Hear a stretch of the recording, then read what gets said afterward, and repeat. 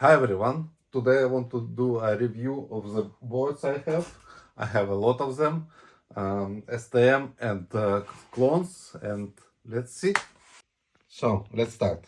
First I have these two nuclear boards that have Arduino Nano form factor. Then I have VB55 that for Bluetooth debugging.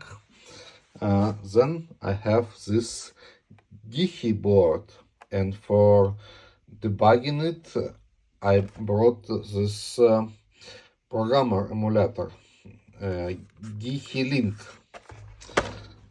Then I have this one. It's Nordic nRF development board. Then I have this STM32 with Ethernet, and another is an XP board.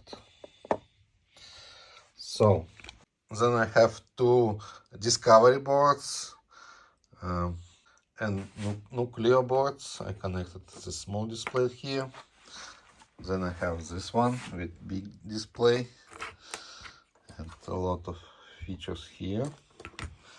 Then I have these boards that have display connectors, and it's easy to connect them with this big cable to, for example, this J-link or